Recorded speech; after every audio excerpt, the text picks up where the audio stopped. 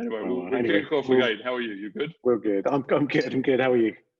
Yeah, all good. I just just finished my shift at B&Q, so I decided to keep on the orange shirt today because obviously we're talking all things HubSpot or a large portion of the show, and obviously just showing my Nexa colours today as well.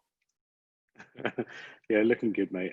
Looking good. Very to the point. Very on brand. We like it. That's it. Exactly. Just need a name badge or just an Andrew name badge here. I think that would be helpful. I can sort that out for you. It's not a problem. Cool. So Andrew, let's crack on. I think so. Pretty excited about today's show.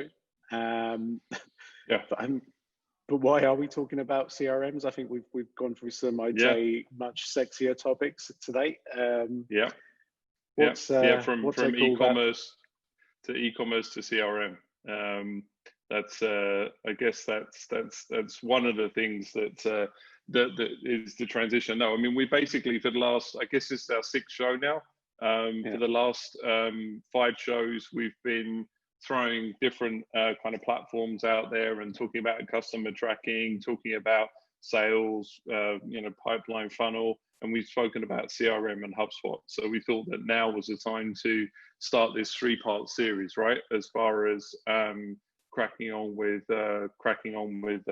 this. So yeah, excited about run through a CRM today. Yeah, absolutely. And I just I'm going to have to talk now because otherwise I'm just going to start laughing any second now. Okay. So Thomas, our regular contributor about your beard, has messaged in on point and asked where the collar is on your shirt. Amazing. So which in all fairness, it's slightly. It's just there. It's just there. Yeah, he's under there somewhere. Apron. Yeah, and what you can't see is the medallion. So the medallion is actually here as well, but luckily my beard covers the medallion. So yeah. So yeah, thanks Thomas for kind of completely throwing me off course there. But no, awesome. So yeah, look, I think the point is, we have obviously been talking a lot about HubSpot. We've been mentioning it. I think before we kind of dive into the CRM, I think there may be a few people out there who perhaps don't even know what or who HubSpot are. Do you want to give a bit of a brief on that, Andrew? Yeah, nice. I mean, obviously, if you do live under a rock and never interacted with us before or have never interacted with HubSpot, so HubSpot is that all-in-one customer journey platform essentially, where you can track an entire customer journey from kind of point of prospect all the way down to customer. Essentially, it's really a toolbox. I think I like to describe it as a toolbox. So what you have is this incredible sales, marketing, service toolbox, and you basically pick and choose the tools that you want for the particular jobs that you have. So I think possibly in this part of the world we're a bit unfamiliar with carrying toolboxes around again, but essentially you get what I mean. So it's this incredible cloud-based solution with sales and marketing automation, with CRM, with service, and obviously over the course of the next 3 episodes, we're basically next 3 shows, we're basically going to take a bit of a deeper dive into not just HubSpot, but then also what is it used for. So we're kind of throwing a few other suggestions out there. But I'd say if I'd summed up HubSpot in one word, it would say at the moment it would be difficult to live without in our world. I'd say that. Sure. Yeah, and I think that's part of I mean it's more than just a software tool. Like you said, I think it's kind of an actual toolbox of lots of different parts, which really companies become very kind of reliant on, and I think for good reason. But so no, that's cool. I think that kind of helps people kind of understand a little bit more about HubSpot. Obviously, guys, this is a CRM show. We've kind of focused all of our kind of marketing activity and communication to everyone, really kind of promoting the fact that it's CRM today. So I think it would be good to really kind of understand a bit more about who's watching this. Maybe what you're doing from a CRM perspective and things like that. So we'll launch our first poll, and if you could answer both questions. The first question, once you answer that, it should release the second question. But I guess from our perspective at the moment, what we do want to understand is your business currently using a CRM system? And if you are, then which systems are you using? So if you could start to, great, so I can see some coming in. So And I the mean, reason why we're, no, go on. go on. I was going I to was say, the just going reason why to. we're asking this is, the reason why we're asking this, I guess, is just comments that we have, right? When we're having, when we're having meetings, and we come across a lot of companies of all kind of shapes and sizes that typically aren't using CRM, or if they're using a CRM, it's perhaps something that's a little bit primitive, or perhaps an Excel sheet, right? And I guess from that perspective, it's always good to kind of understand, who we're speaking to, so just so we can kind of shape the rest of the conversation today. Yeah, and by this we really mean any way of customer tracking. So, do you have anything in place at the moment? As Amit said, it could be an Excel sheet with a whole bunch of pivot tables, which is quite popular. We see that a lot. Or it could be obviously a more established CRM system, or again, it could just be your Excel sheet. Yeah, exactly. And so, yeah, so actually interesting. So again, half and half in terms of whether people are using CRM. And again, I'd say, almost half and half in terms of HubSpot versus non-HubSpot, which is cool. So, I mean, obviously, for those of you who haven't used HubSpot, I think that's really interesting, because we're just going to show you some of the kind of key features that I guess we're reliant on. Yeah. And give you some reasons in terms of perhaps why you should be considering not just HubSpot, but any kind of CRM. I think all of that input is going to be quite helpful.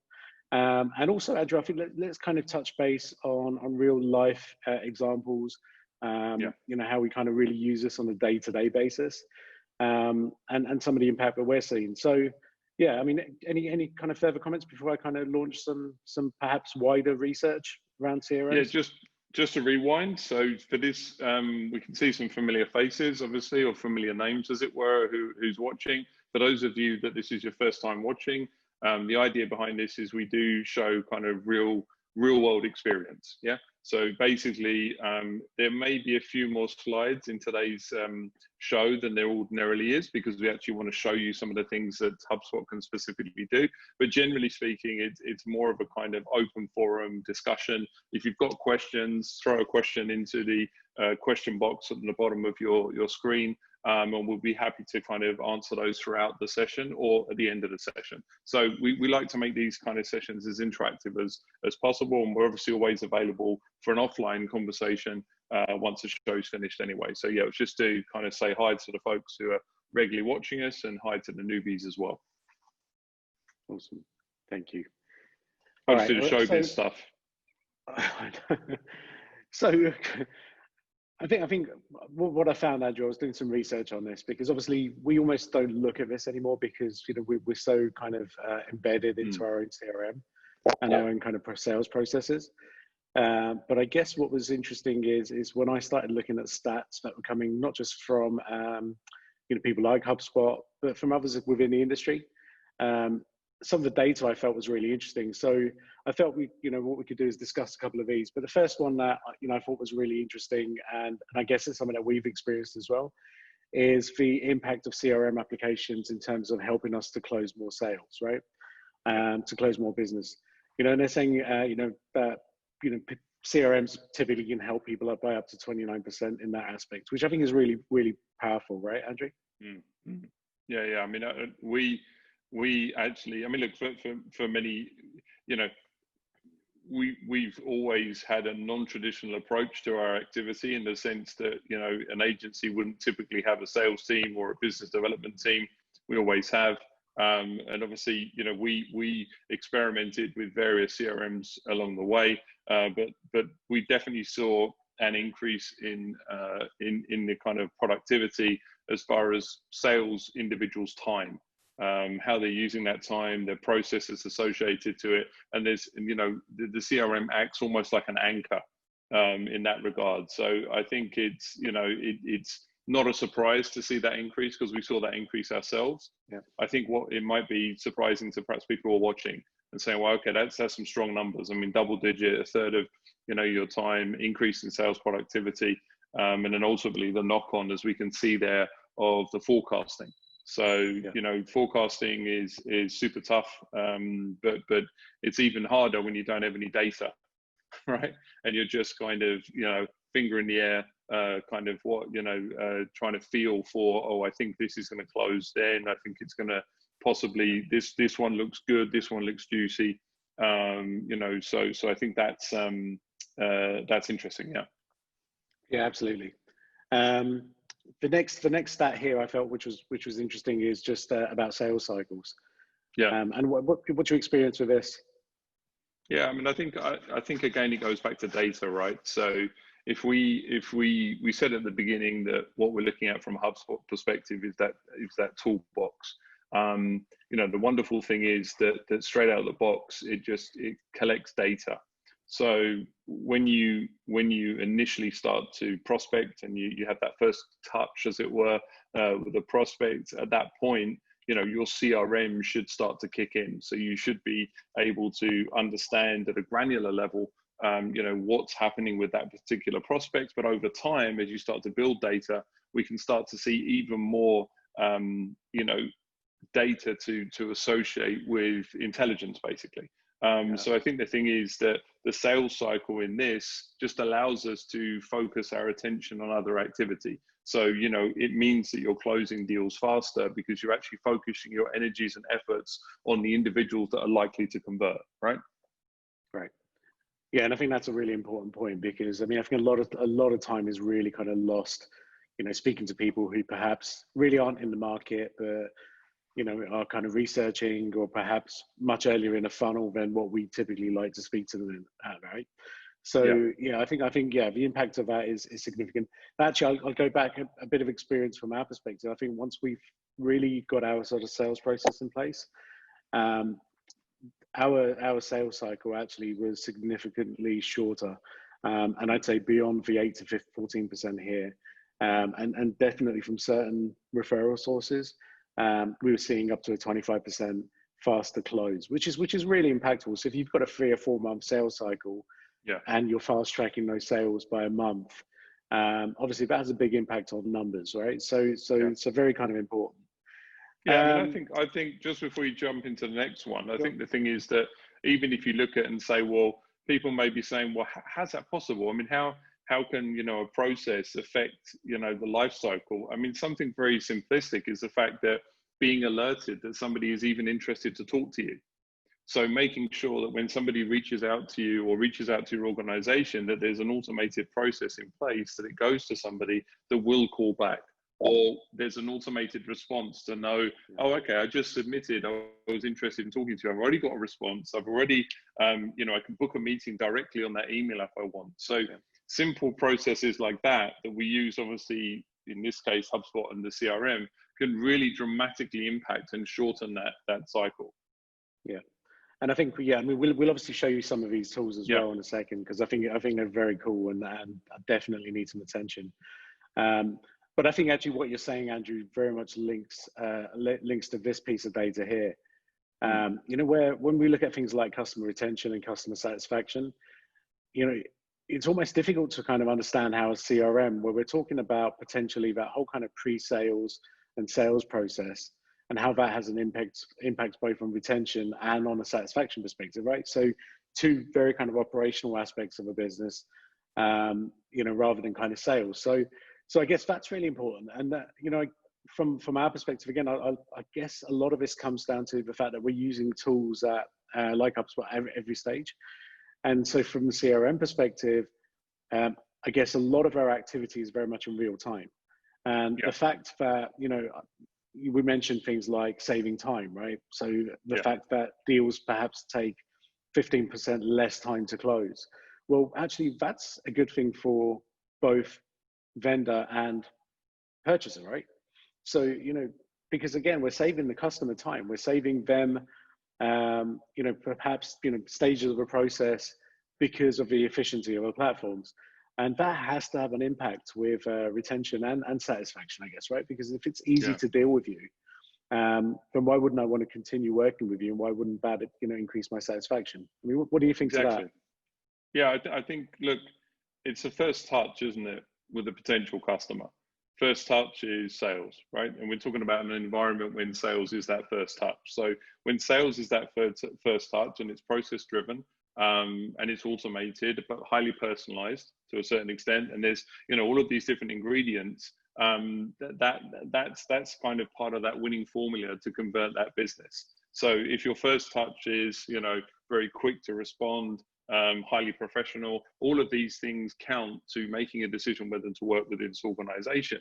I mean, I think also at this point we should say that, you know, the reason that we're kind of highlighting some of these points at the very beginning is because ultimately, you know, people are going to think differently of CRMs, right? So you may have, you know, a BD guy or a sales guy that has had a terrible experience, right? It just is cumbersome. It gets in the way. You know, I'm not able to sell. I'm having to input data all the time. You know, for someone like that, they may feel like, well, actually, this is, you know, I prefer to not have a CRM, right? Whereas perhaps somebody in the marketing side of the organization is like, look, we need this data, we need to understand it, you know, and also from a seniority level, you know, that kind of C-suite and ownership, I want to know what's going on. I want to understand a bit better. So I think the thing is, it's important to highlight, you know, especially we've just highlighted through these three different unique areas. But it's not about, you know, just understanding what meeting you've had, who you've met. It's bigger than that, right? And I think it's important to say that.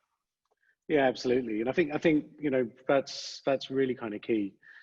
Andrew, there's some, you know, I think let me stop sharing for a second. But I think if we can just talk about maybe some of our reasons as to why we chose a CRM we did. You know, I think what's kind of like the biggest impact for you, I think, you know, aside from some of these areas that we've just spoken about? Yeah, I mean, I think, look, we're all commercially active in Nexa, right? So yes, we've got a great BD team, but we're also very commercially active. So I think the thing is that, let's take me at a very personal level.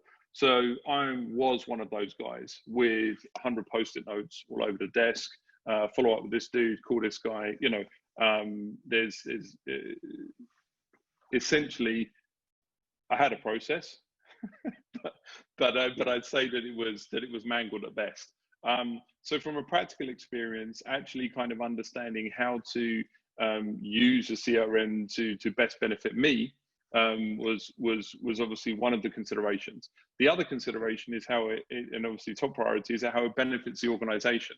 So understanding how certain processes are put in place across the board to ultimately benefit the organization. So we can kind of move into that environment where, you know, if you lean back and say, well, typically, you know, a particular type of service that we may sell may take 4 weeks to close. Now, you may know that in your head at a price point, but when you start to pull in real data and you start to use this data, you can actually use it to inform business decisions, which we have, right?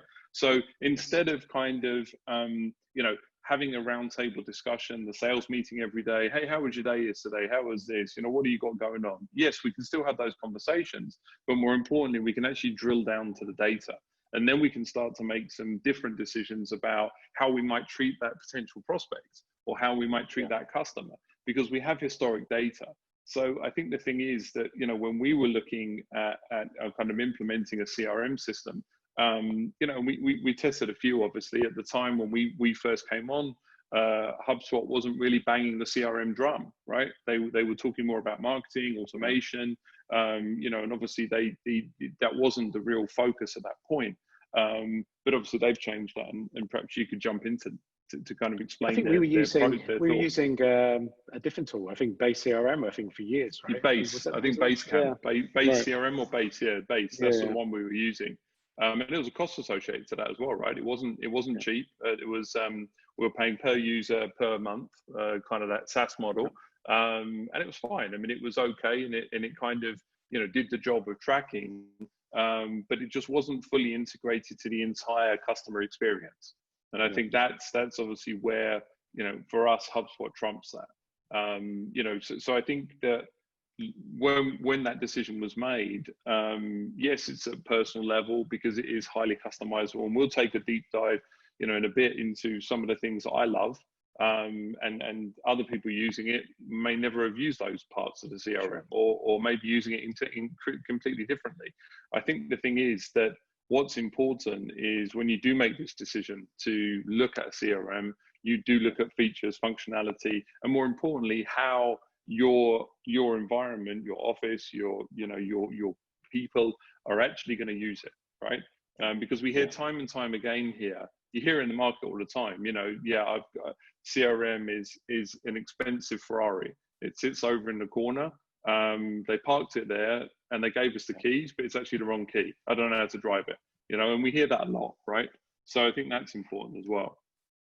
Yeah, I think, which is a really good point, because I think, especially times like now when people are potentially looking at cost saving, they might be looking at these platforms and saying, actually, what's the real benefit?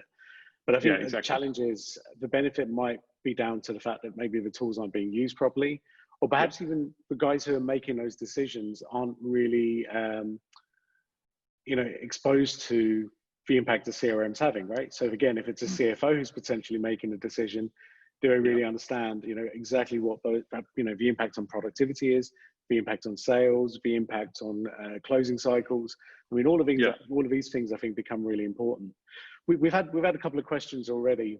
One, a couple actually from Ashraf. Thanks, Ashraf. So, you mentioned something really interesting here as well, right? So, you're talking about, sales, and then you're talking about marketing. And funnily enough, we have got a poll that's actually created for this, because you raise an important point, which is, should, a CRM look after sales, or should it look after marketing? Or perhaps do you have one CRM that looks after both? And I think typically, Andrew, most people look at CRM as a sales function, right? A sales tool, right? That's right. Which I think is, which I think is slightly dangerous. And I think especially as we kind of move into this realm, no matter how kind of slow it takes for us to move into it, but as we move into this realm of sort of sales and marketing alignment, which is super important for businesses, especially now in this almost new era. The fact that sales and marketing are looking at the same metrics, I think, become really important. So I just want to ask a question to the audience as well. Just again, based on, for those of you that are using a CRM, what is your kind of main use today? Is it kind of to support the sales side of it, support marketing, or is it to support both sales and marketing? And great, thank you guys. And as this is coming in, I think this is really helpful. Yeah, Andrew, I mean, if you look at the tools, even within HubSpot CRM, we've been using that now probably for about 5 or 6 years, and prior to that, obviously Base. But these tools have evolved a lot, right? I mean, they're not what they used to be. No. Is that fair? No. Yeah, I think that's very fair. I think that perhaps the experience of a CRM, because it has been more traditionally part of a sales conversation, and I think we've just got one of the questions, as far as I can't get my guys to jump on the CRM and use it. I think the thing is that it was almost seen as like a necessity, but by ways of tracking what I'm doing as an individual, as opposed to a driver of business success, right? Yeah. So I think the conversation or the dynamic has to change, because they have moved dramatically, away from that. So so even we hear all the time, Salesforce, I used it 5 years ago, it was a nightmare, it was this, they've progressed, right? But there's still kind of a thinking from behind.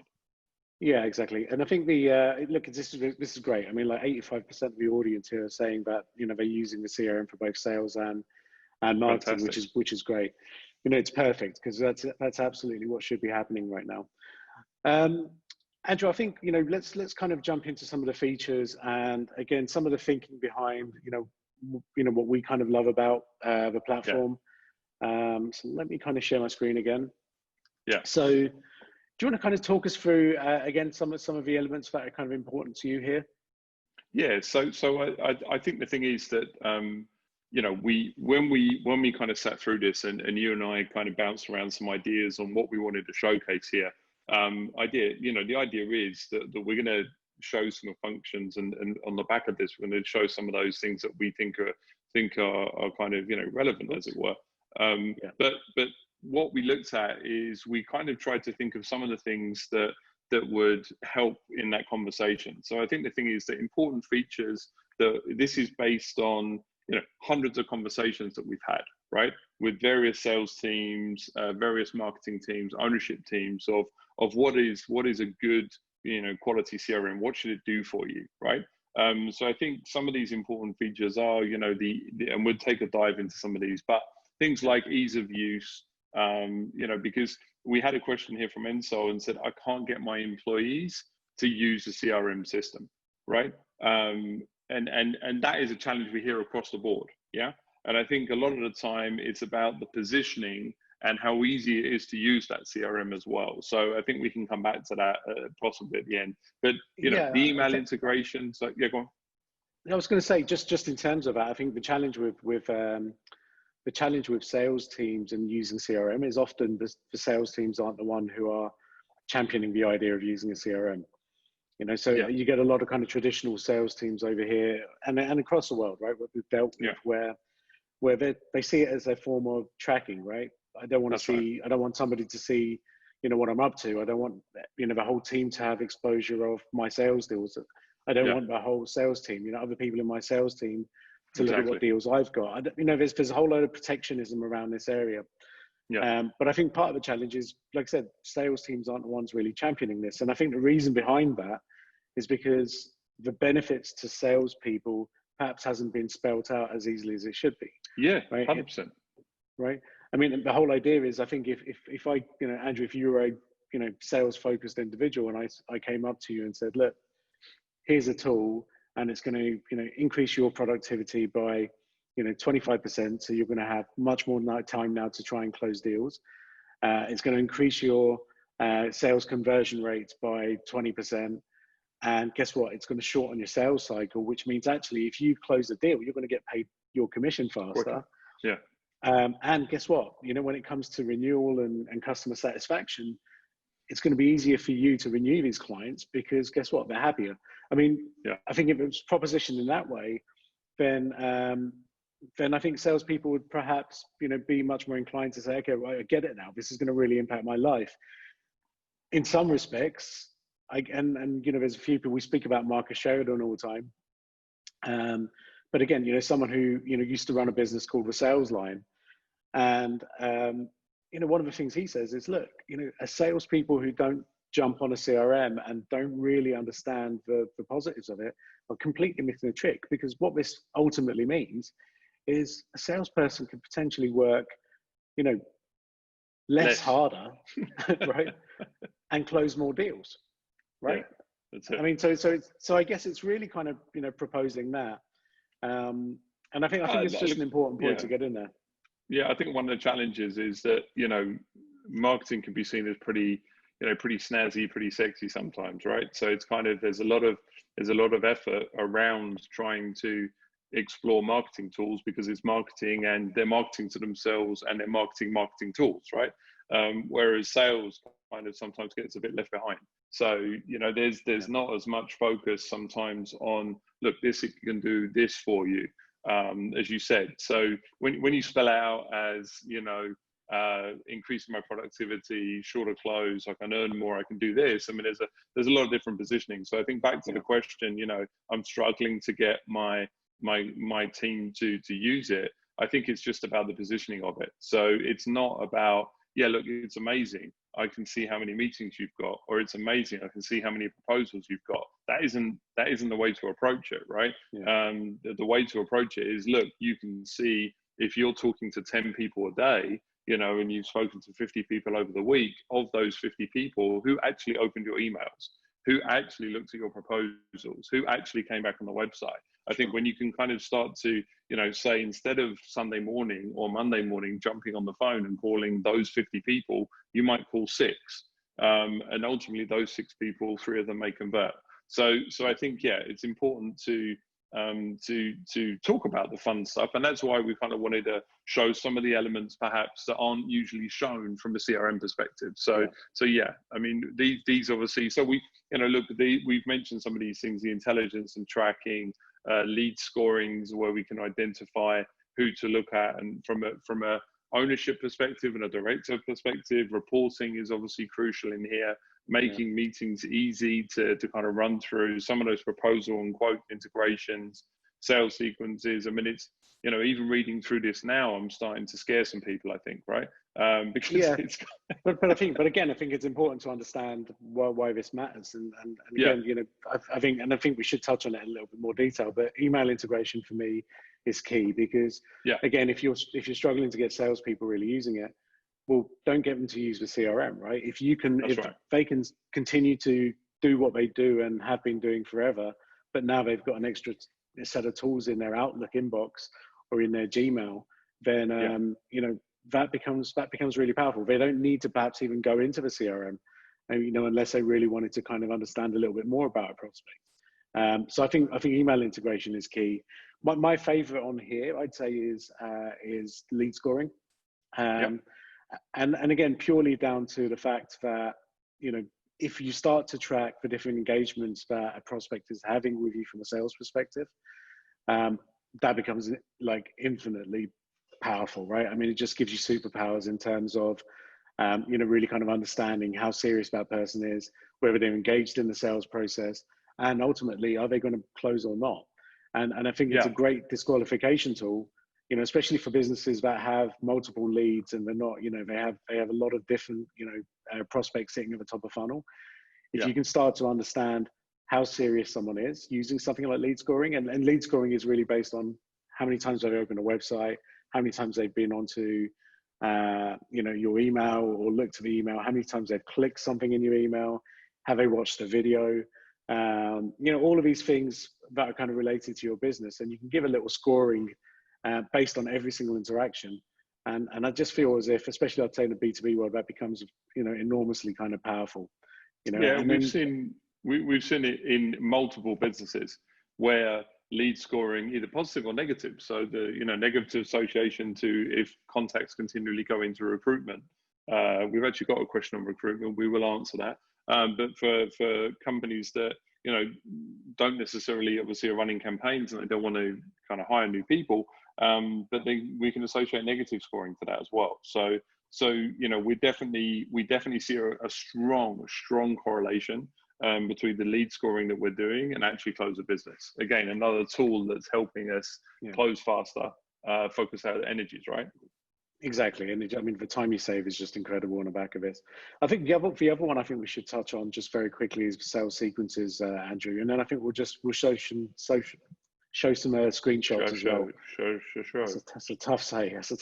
Okay. So sales sequences are, I feel, a very kind of valuable tool as well. So again, if you guys haven't used those, where sequences really come into play is where, say, for example, you've had a lead come in, you've engaged with them, you've done everything correctly, you've gone and met with them, you know, you get a good feeling after that sales meeting, right? So this person seems really interested, and then you send them a proposal, and that's it. You know, they start kind of, you know, ghosting you, as a kid say, right? So from that point onwards, no matter how many emails you tend to send them, how many times you try and call them, you know, there's no answer, there's no reply. And that's where really you want to kind of introduce sales sequences. And what sequences are is a set of automations. So these are automated emails. And, you know, these can be just set up in advance. And all you need to do is enroll that prospect into a sequence. And what that sequence will do is basically take over all of that hassle, right? All of the pain of following up with someone who, you know, had promised you that this was a great deal and that they were going to sign, and are no longer kind of, you know, interacting or engaging with you. That first email could be, hey, I'm just reaching out, you know, if you're interested, or, you know, if you want to have a call, reply. The second email might be a little bit more forceful, but my absolute favorite is the final email, and that might be the third, fourth, or fifth email that you send. And that fifth email is basically the, I was going to say something I shouldn't have said there. I was going to swear a little bit, but basically this is your goodbye email. This is your breakup email, right? Yes, breakup email. Right. And the breakup email is basically the one where you say, hey, I've obviously tried to reach out to you a number of times. It seems that you're not interested. You know, I wish you all the best, but I'm now no longer going to contact you. I'm going to take you off my database. I'm going to pretend you don't exist, right? And it's so funny how many times how many times somebody suddenly wakes up on the back of receiving that email, and they're like, "Hey, hold on a second, we're still interested, That's right, but something's changed, but we're still considering it." And I think it's just super interesting how that always happens. It's like that power of, hey, you're kind of, thank you very much. just not, we're done, right? And people hate that. So it's great in terms of a trigger just to reignite, something that's potentially lost anyway. But cool, I'm going to jump in. Andrew, we mentioned one of the things about the email integration, and I know a few people are saying, can we see how it's kind of works? Do you want to kind of talk us through this screen here? Aside, and I'm going to pretend I haven't seen the 2,719 unread messages, but yeah, other than that little corner there, if you could talk Amazing. about. Well, I don't know whose inbox this is anyway. Oh, hold on a minute. Yeah, I do. To me. Whoops. So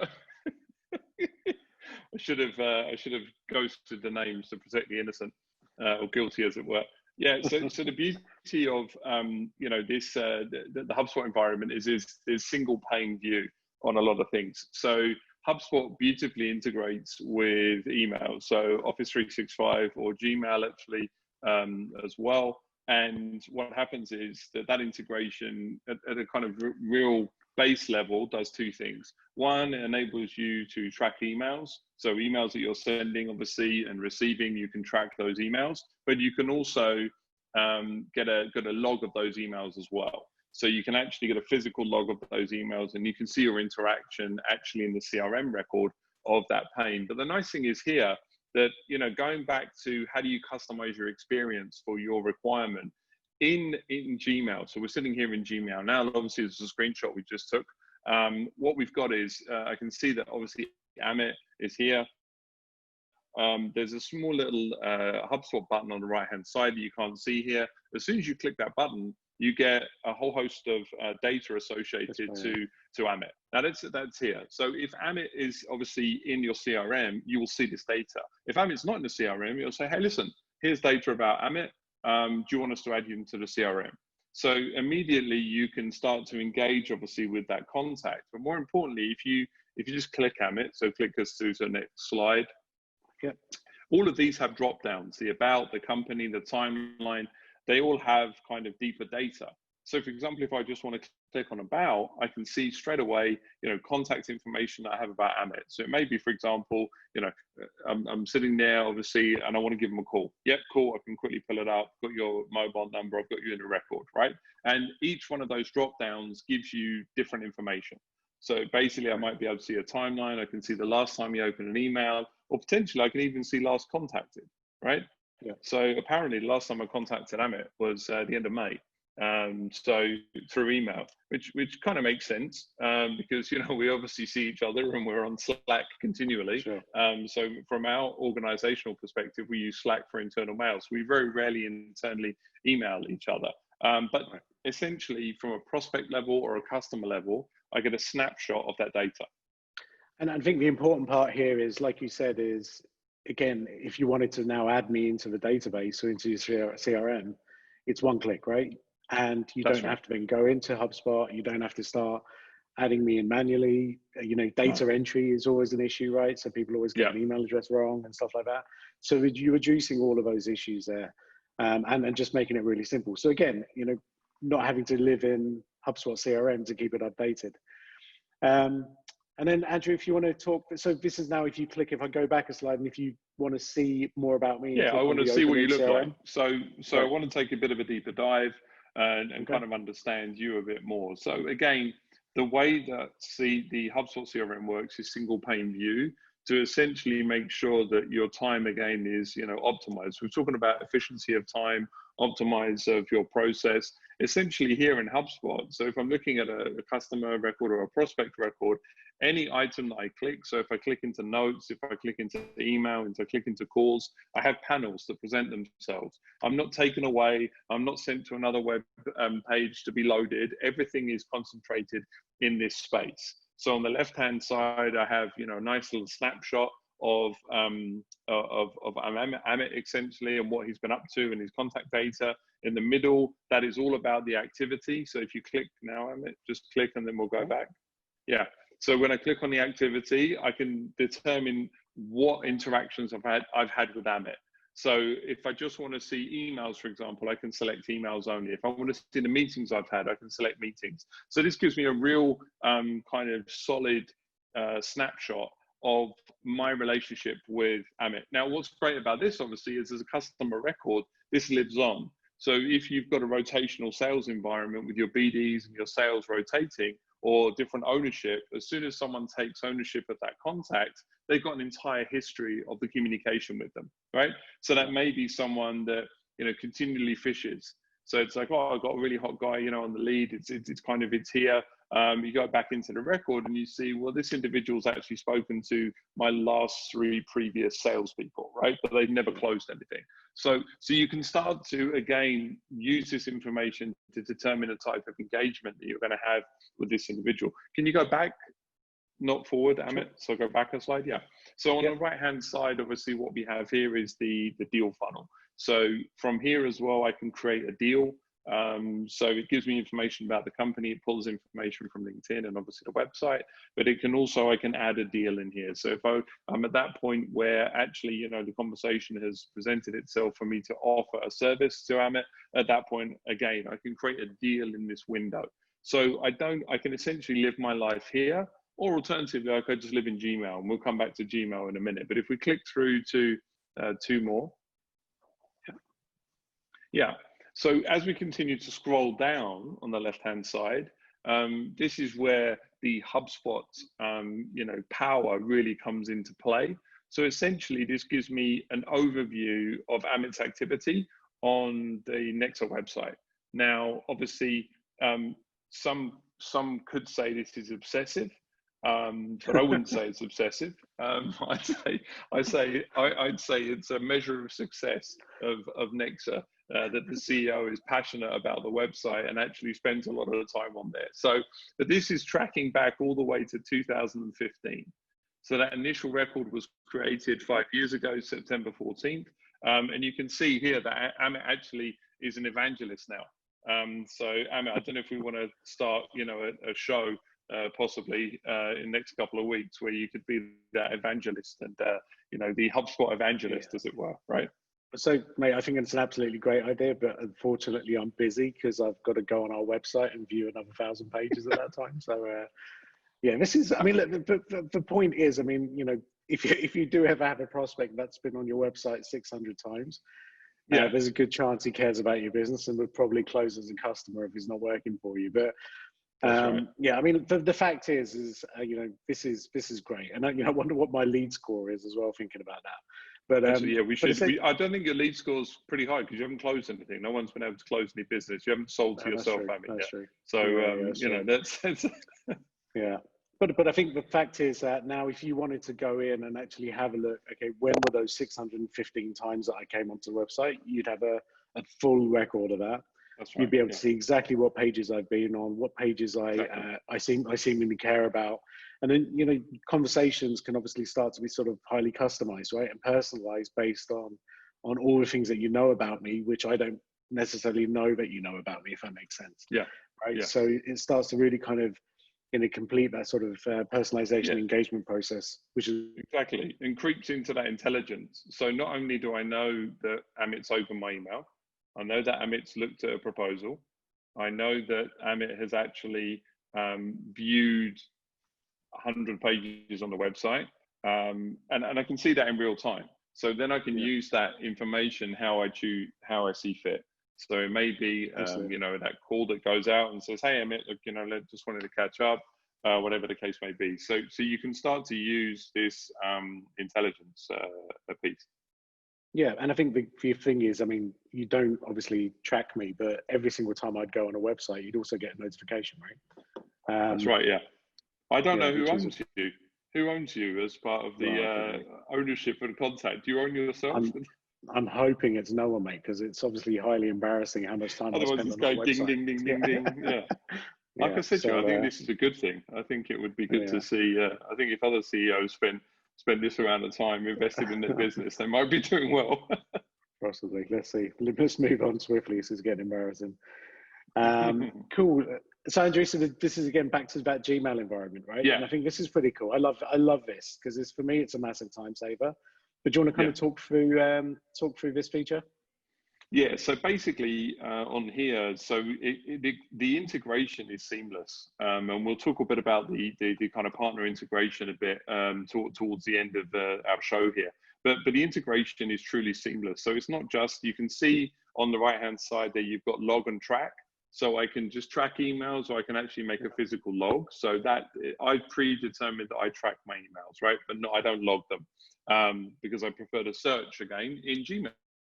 So, you know, again, I'm using a CRM for what I want to use it for. Now, the incredible thing about that integration is that in this pane here, obviously, they have a single pane view in Gmail as well. That's their approach. So I can actually pull elements that are crucial to me. So here we can see template sequences, documents, meetings, and snippets, okay? So again, here we've highlighted meetings, right? And we'll go into that in a bit more. But what we've got is a meeting link that essentially is pulled up, and I've generated, I think I've got about 10 different meeting links, all for different purposes.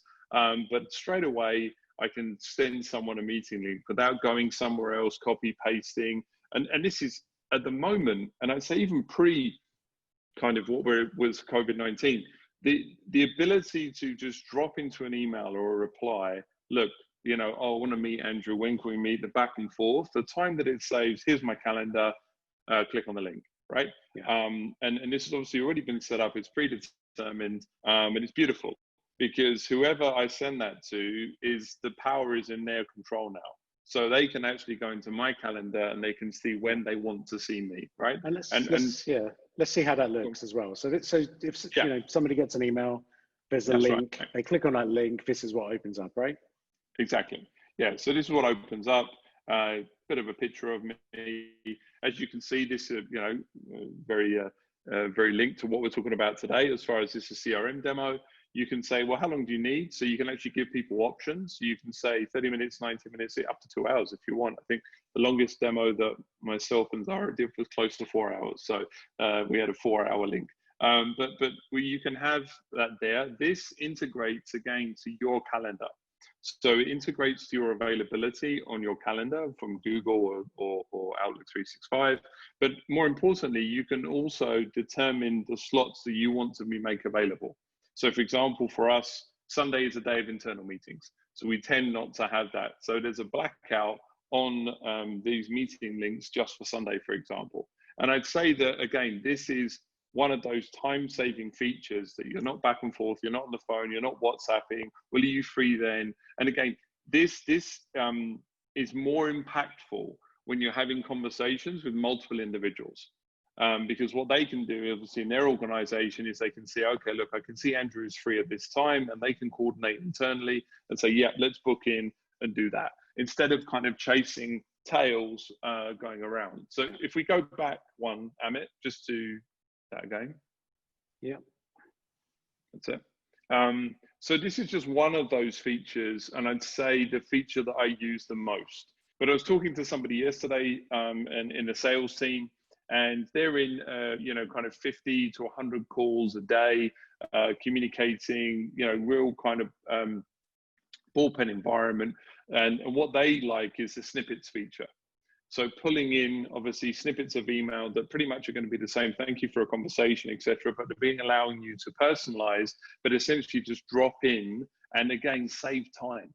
So you're not copy pasting, you know, Control C, Control V. You're still personalizing the environment, but obviously it's integrated beautifully in there as well. That allows you to do that. And obviously the integration piece is seamless here. So I should say, if we go back to the meeting link, Amit, yep. What we've done here is we've integrated Zoom as well. So if a meeting is to happen, it automatically populates Zoom, or you can set up for Office 365, Teams, you know, all of the other kind of Google Meet, all of the other kind of platforms. You can integrate those as well to HubSpot, to your calendar, and straight away that individual not only has, you know, a meeting confirmed, but there's a video conference link already set up. So none of that toing and froing. Do you want me to set up? Do you want I to set up? Whatever. No, bang, there it is. It's great. So it just Yeah, allows, there's one. real smoothness. Yeah, one more. Actually, there's a couple of things which I think are relevant here. The first is that if you've got 2 or 3 team members who are all connected on the Yes. same CRM, you can Yeah. create a joint calendar link. So basically, it will say, right, well, we know Andrew's availability, we know Amit's availability, That's and right. it will combine both of those into one single calendar, and you can share that out if it's a joint meeting. And I think that's a really kind of cool feature as well. Yeah, I mean, in days of old, that's what we've done in conferences, right? So Yeah. when we've been involved in exhibitions, and obviously what we did is we booked time at our booth, right? So people were able to book time with obviously a multitude of guys and girls on the CRM. Yeah. Yeah, it works great. And then I think just a couple of these other features that we've got here. So again, around this sort of same area where we've got sort of snippets and meetings, documents is another feature where you can upload a document into HubSpot. And anytime you click on there, you can literally pull a link to that document into your email. So say, for example, if you've got a company profile and you wanted to see, look, does that prospect actually click on the company profile, right? It's someone who's maybe very top of funnel. And by including that link in there, you can actually see not only did they click on that company profile link, but actually how many pages of the profile did they look at, how many times they opened it. And again, the data that you start to get out on the back of that can, again, help you qualify that prospect better. Again, it gives you those sales insights, which typically you wouldn't have available. We mentioned sequences already. And again, that's where you can pull in those sequences. Someone who's perhaps not replying or responding to you, choose whichever sequence you want to enroll them in, press send, and it's done. You don't have to do anything else. So again, I think really, really kind of important. And this is another feature which is towards the bottom of the Gmail page. But do you want to talk to everyone about this? Yeah, so we've been really leveraging the power of video recently from a prospects and customer engagement perspective. So Vidyard is one of those tools that was presented to us via HubSpot again. So it beautifully integrates with HubSpot and beautifully integrates with your Gmail experience. So at the bottom there's a little video camera. When I click on the video camera, I can immediately click on and create a new video. So we've used this in the past to talk through proposals where we've got a proposal or we want to kind of talk through the email. I mean, for those people that know me, I'm not a big fan of huge long emails, but I will talk for the next, 2 hours quite easily. So I find this great. Just a quick video explanation based on the conversation we've had, and you can insert that video again into the email. And then more importantly, it's that tracking functionality. So I can track and see who's watched the video. I can track and see who's clicked through to a proposal, clicked on a document, clicked on the meeting link. And we should say, just back to the meeting link, the great thing about the meeting link is even if a prospect hasn't filled out their information, at that point, they fill out their information and they automatically go into your CRM as well. So there's just kind of that nice connective tissue that's there as well. So Vidyard, there's 23 as well, which is available as native integration. These are great tools to kind of use as part of your CRM experience. Again, this isn't ordinarily something that we talk about in a CRM demo, but it's important to understand how this works and simplifies your life.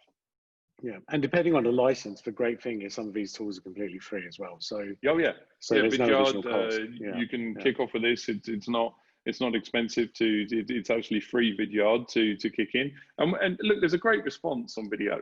So I think that it's been there for a while. I think current situation has determined that we're using this a lot more, but people love it. It's a real personal touch to kind of jump on and do a quick video. Okay, cool, got it.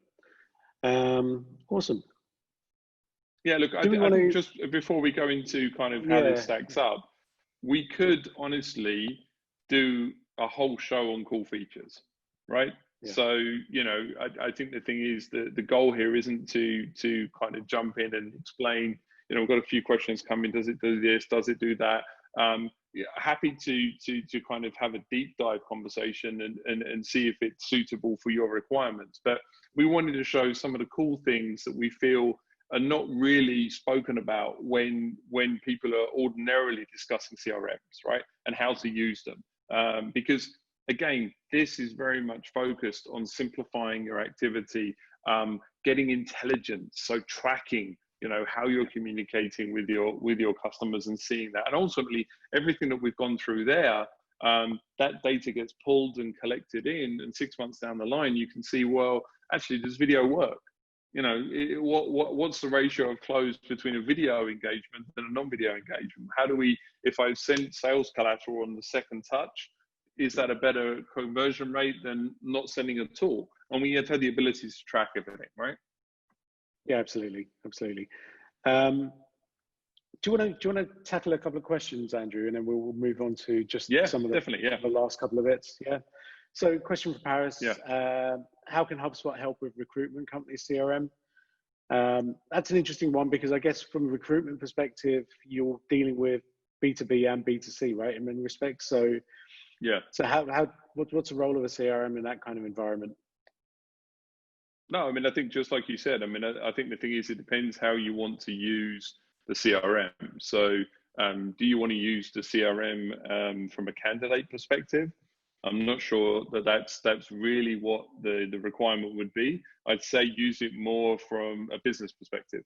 So I'd say the B2B angle is a lot more powerful. So understanding, obviously, out there, who you've engaged with previously. And obviously, at the moment, I think that recruitment's an interesting space, because this is a time of movement, either forced movement or people thinking they would like to move because they've had a lot more time on their hands, let's say.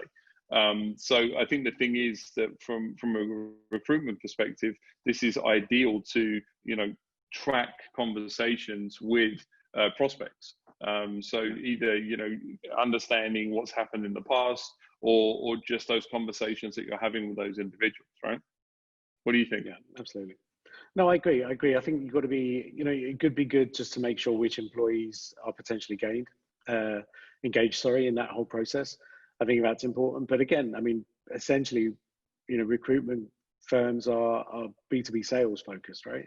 They want new clients. They want to kind of help people with that recruitment process. Where the CRM and such as HubSpot comes into play is, again, sales prospecting and making sure, how engaged is that company that you're speaking to, right? The last thing, again, that people, sales consultants or recruitment consultants want is waste time. So it's, exactly. I would say it's focused more on that kind of efficiency perspective. Which features will save you potentially the most time and allow you to close the most deals or onboard the most companies?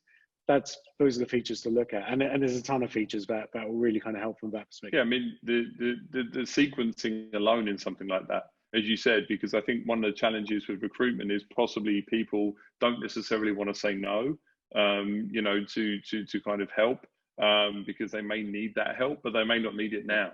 And a lot of people won't say, no, I'm good, come contact me in 3 months. So even if it is dropping individuals into a sequence, to still have a conversation with them, so you're kind of front of mind, and that may be, over a seasonality. So it may be, for example, you drop someone in the sequence and you pull them in a sequence over the next 6 months. Everyone's talking about, obviously, towards the end of the year, as far as a recovery, a bit of a lift. So perhaps it's a sequence that you drop in there, or you just make it easier for people to contact you.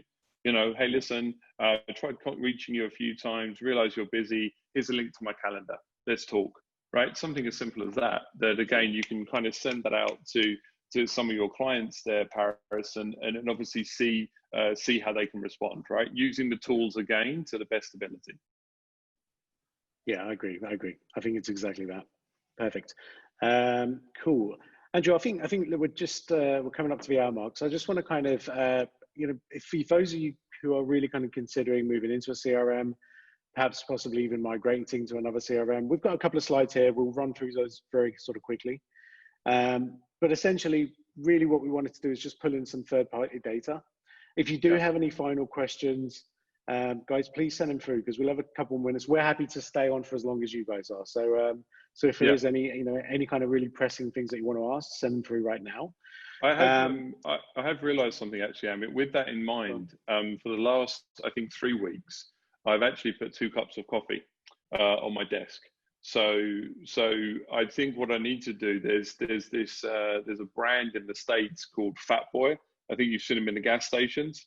And I remember going into a gas station once, funnily enough, in Dallas and Texas, on the drive up when I was heading up to see you in Austin for South by Southwest. And I got a kind of large cup of coffee, what I thought was a large cup of coffee. And I put it down on the counter, and then this huge truck, I didn't have this, manly beard at the time. I just was fresh shaved. And this trucker behind me put down this, what I can only be described as a vat of coffee. And it was this thing called a Fat Boy, and it was literally about this big. And I was like, is there coffee in there? He's like, yeah. So I'm thinking now I might have to jump on Amazon and get one of those, Fat Boy coffee cups, so I can sit here and two-handle it while I'm kind of talking through things. Yeah, bit of a sidebar, but yeah. Yeah, just all right, cool. So we'll move on. Do you know what I think is? I bet half of our listeners are thinking, "Geez, I need one of those right now to stay awake during Andrew's story." But never mind. Amazing. Thank you. So back to CRM. So guys, we understand we've got small businesses, mid-sized businesses, and large businesses. Yeah. G2 Crowd is a great website. If you want to go in and kind of almost compare different CRMs based on different features and customer satisfaction and things like that, we'd recommend that you do that before you kind of go and test the new products. It will definitely save you time. But for small businesses, the matrix here is very simple. This is based on satisfaction, so obviously high satisfaction here, and market presence. And obviously everyone's heard of Salesforce. Salesforce is the market leader in terms of sheer size. But I think what's happening, which is interesting, is HubSpot's customer satisfaction is actually better than Salesforce's, just from a market presence perspective, based on the number of countries that Salesforce has a presence in. That's where they're superior. If we look at the next box here, where we're talking mid-sized businesses, obviously now there's a smaller playing field as well. And again, just to reiterate, you want to kind of focus on this big box here as opposed to any of these, because this is where the sages of the world, which are typically sort of accounting software, have tried to get into CRM and obviously not having much success from a customer satisfaction perspective. But again, I think what's interesting here is HubSpot and Salesforce, as your company grows, both of these products kind of scale with you. I think what's interesting here is the satisfaction gap is slightly higher between HubSpot and Salesforce, and actually increases even more when we start looking at larger businesses as well.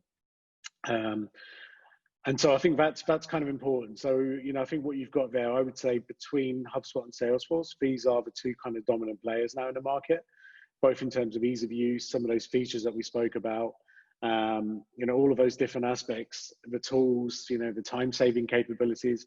I think those things are really, really kind of important for most people. So, it's G2 Crowd. Check that out if you are sort of considering something else. Yeah, and there's the nice thing about G2 Crowd as well, Amit, is that they run side-by-side comparisons. So you can directly check against features and functionalities. There's a whole pricing matrix in there, highly independent. So, forget what we're saying. Don't, but look at somebody that obviously is incredibly independent as far as their vision on it, and basically gives you all of that information. Yeah, absolutely. And Thomas has added something here as well, and he's asked, what have you found to be the best training video suite to learn HubSpot's cool features? And actually, I think it's HubSpot itself, right? The training academy. Guys, I think this is really important. So, whether you're using HubSpot or not, they've got some really good certifications. So if you want to be sales certified from a kind of HubSpot perspective, they've got a whole suite of educational tools, a kind of learning management system of sorts where you can go in, watch videos, watch tutorials, play around with the system, and get certified on the back of it. And I think that's really important. And again, from kind of, job to job, that's something that you can sort of take with you as well. So I definitely kind of recommend sort of, taking a look at that. Obviously we can point you in the right direction as well. So, drop us an email or send us a message on LinkedIn, and we can send those resources to you as well. Anything else, Andrew? I think we should be looking at wrapping up soon, but any kind of final comments?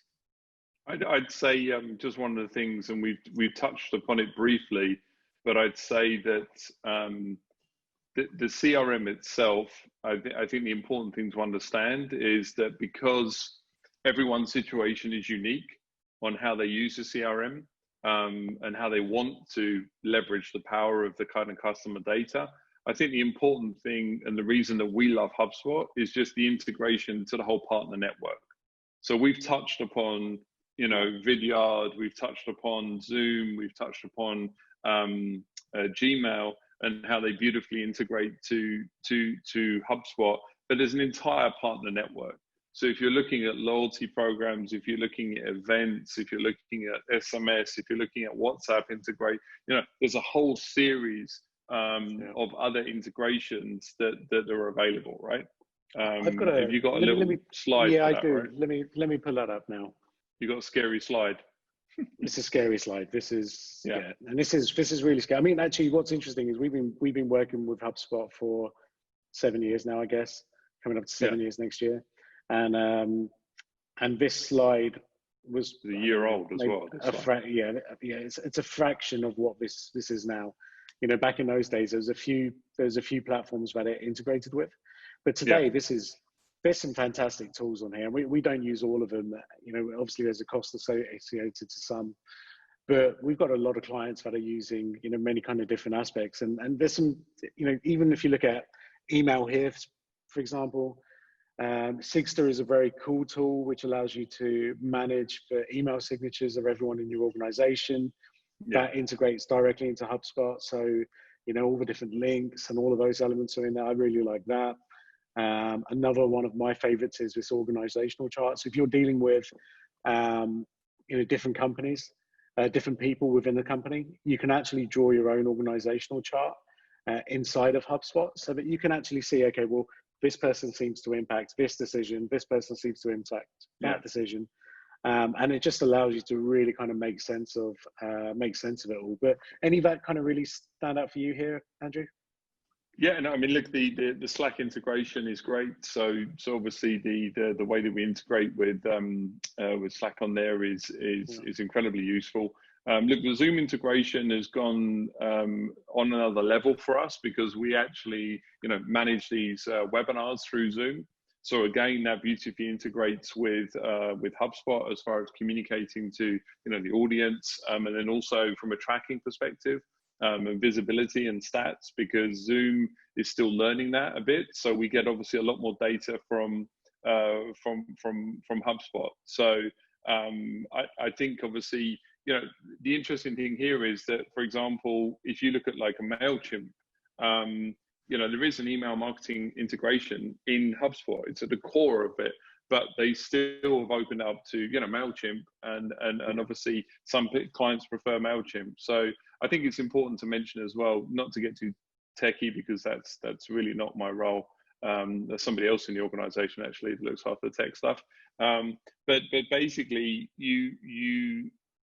it's an API environment, an open API. So if there's no native integration, there is the ability to integrate to an existing system that you have or you love, or you may have a custom X, booking system, for example, for a restaurant or something like that, and it can still integrate beautifully. And I think some of the, from a marketing perspective, we did actually have this question. I think that was probably what we'll take a bit of a deeper dive into next week or the week after. But from an ROI perspective and tracking of campaigns, there's native integrations now with Facebook, LinkedIn, Twitter, that allow you to track and manage your campaigns right there in the platform itself as well. So I think we'll probably touch upon some of those other integrations next week, right? Yeah, for sure. And I think I think that's such a good point, because I think the way to look at, CRM systems like HubSpot is you can literally turn them into whatever you want them to be, right? Yeah. And there used to be a tendency for companies, if we even go back, not even that long ago, 5 or 6 years, and the amount of companies that we'd speak to that had custom CRMs where, there's a team of engineers that are managing this. It's as buggy as hell. There's problems with it. So, and the second you get a problem with any kind of system like this, people stop using them. But, you know, we used to see that a lot where, you know, people have got these very kind of big, elaborate CRM systems. And they've said, well, the reason why we needed it to, because we needed it to connect to this data and this data and this data.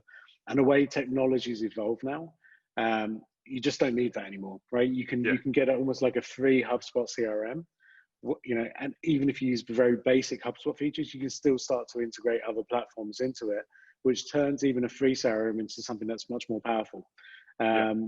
You know, and I think that's something to bear in mind. You know, HubSpot does have a very, you know, a free, completely free version of their CRM. So, you know, if that's something that you're interested in looking at, you know, by all means, go and play around with it. I think that's perhaps the best way to start with this. Yeah, definitely. Yeah, and it's powerful. It's not, you're not talking about a free version of something that, you know, is limited. It's, I mean, even down to the meeting functionality today, you can do that.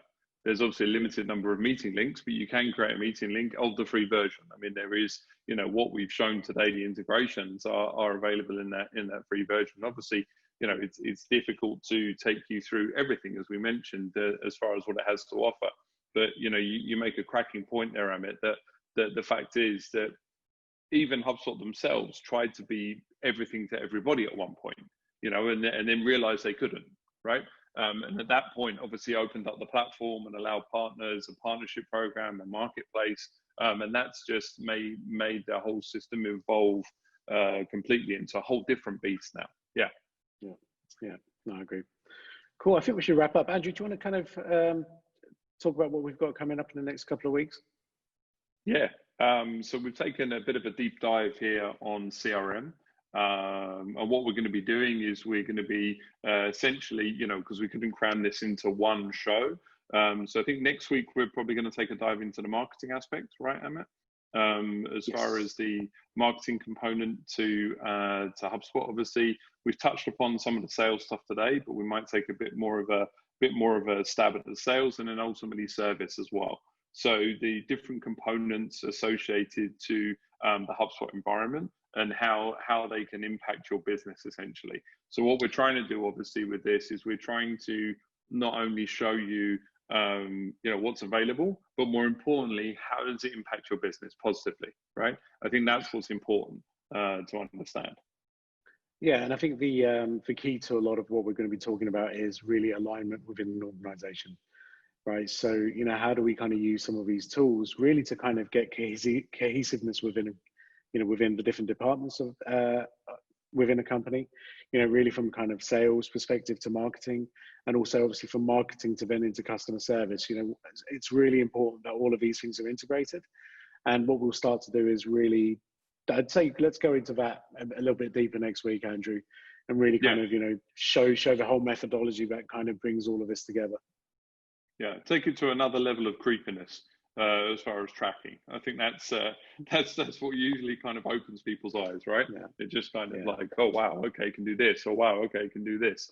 And for those of you that have ever interacted with us, and perhaps are customers or not customers, you'll start to, a light bulb moment will suddenly kick in and go, that's why Andrew called me. Okay, that's why Amit emailed me. So giving away trade secrets, I think, right? We should call that next week, giving away trade secrets.